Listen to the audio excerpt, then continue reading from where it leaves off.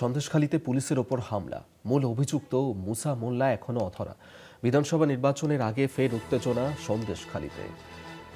আমরা এই নিয়ে আরো বিস্তারিত কথা বলবো। সঞ্জিত চক্রবর্তী আমাদের সঙ্গে টেলিফোনে রয়েছেন প্রতিনিধি। সঞ্জিত, ঠিক কি আপডেট পাচ্ছ? তারপর সন্দেশখালীতে পুলিশের উপর আক্রমণের ঘটনায় মূল অভিযুক্ত মুসা মোল্লা এবং তার পরিবারের লোক নিয়ে তালা মেরে গতকালই কিন্তু পুলিশ এখান থেকে পালিয়েছে। আজকে সকালে যখন তার বাড়িতে আমরা বয়মারি 2 নম্বর গ্রাম পঞ্চায়েতের যে হুলোপাড়ে তার বাড়িতে গিয়েছিলাম, সেখানে দেখা যায় তার বাড়ির মূল গেছে তালা লাগানো রয়েছে এবং পরিবারের অন্য সদস্য নিয়েছে পালিয়েছে।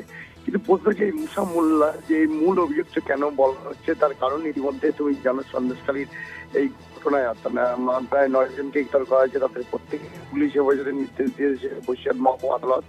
এই মুসা মোল্লাই কিন্তু তার বিরুদ্ধে যে একাধিক অভিযোগ হয়েছে, একদিকে শাহজাহান খুব ঘনিষ্ঠ এই মুসা মোল্লা একাধিক তার জমি দখল থেকে শুরু করে ভিড় লুট এবং বিভিন্ন সামাজিক কাজের সঙ্গে যুক্ত রয়েছে এবং এলাকায় রাহাজানি এবং আতঙ্কের পরিবেশ তৈরি করা একাধিক অভিযোগ রয়েছে এই মুসার বিরুদ্ধে।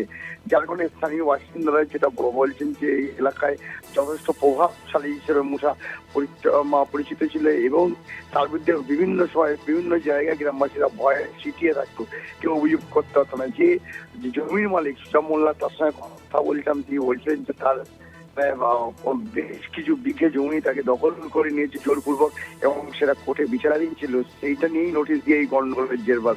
এখন প্রশ্ন হচ্ছে পুলিশের উপরে যে হামলা হলো, এই হামলার পিছনে মুসা তার দলবল অনুগামীরা তারা এখানে মব তৈরি করে পরিকল্পিতভাবে পুলিশের মারধর করে, এমনকি তাদের গাড়ি ভাঙচুর করা। ইতিমধ্যে মুসা মোল্লাকে পুলিশ কিন্তু তাকে ট্র্যাক করছে এবং বিভিন্ন থানায়, অর্থাৎ এই 2 জেলায় উত্তর এবং দক্ষিণ 24 পরগনায় যে বিভিন্ন থানা রয়েছে সেই থানাগুলোকে তার ছবি পাঠিয়ে এবং তার মোবাইল নম্বর দিয়ে ট্র্যাক করার চেষ্টা করছে, অর্থাৎ তাকে হেফাজতে নিতে চাইছে। মুসাকে পাওয়া গেলেই এই ঘটনা, অর্থাৎ ন্যায়ালয়ের সন্দেশখালীর যে পুলিশের আক্রমণের ঘটনার মূল কারণ কি সেটা জানা যাবে বলে এমন তদন্তকারীরা মনে করছে।